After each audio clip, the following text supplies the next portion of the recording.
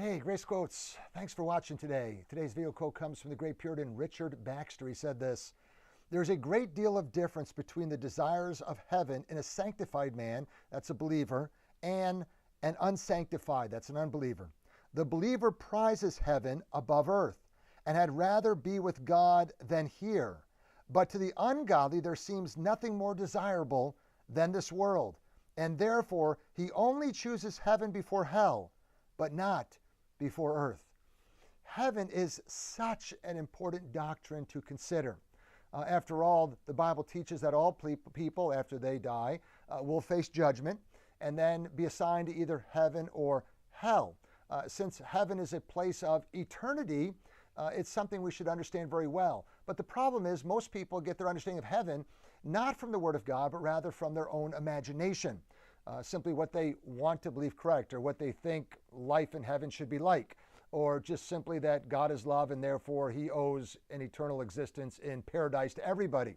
Other people even go to another direction and get their understanding of heaven from little kids who supposedly die and come back and write books and have stories to share about their experience in heaven. We would be wise, my friends, to understand heaven, the important doctrine of heaven, from what the Word of God teaches.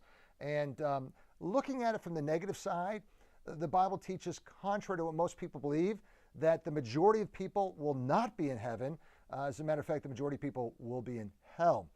Jesus taught that. He said that the road that leads to destruction, that's the road to hell, is broad, and it's the road that most people will travel.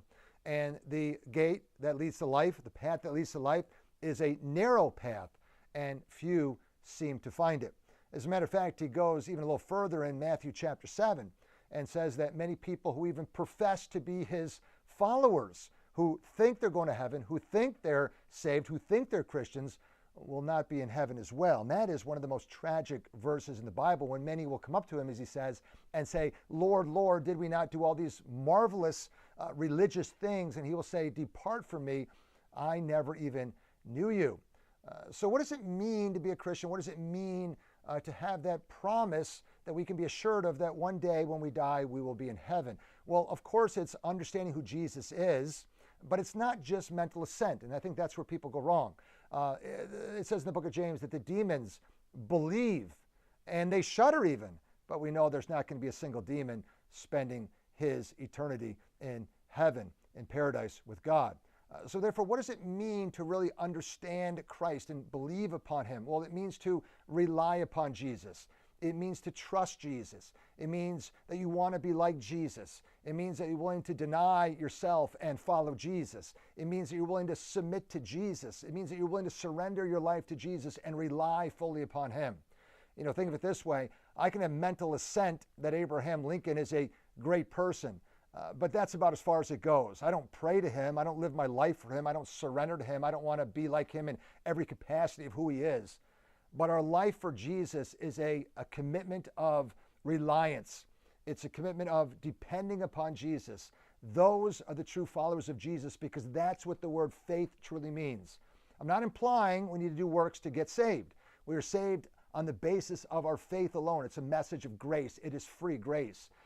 But the grace that God calls us to believe upon, the faith that he expects us to exercise, is one that fully relies upon Jesus. One, as that parable said, that trades in all the worthless pearls for the one pearl of great value. May you always be in the process of examining yourself, and may you love Jesus with all your heart, and then have the confidence to know that at the day that the Lord calls you from this earthly existence, that you will be with him like that thief on the cross, that very split second, with him in paradise. May God bless you. Thanks for watching. Again, please subscribe to the channel if you haven't done so yet. Have a great day.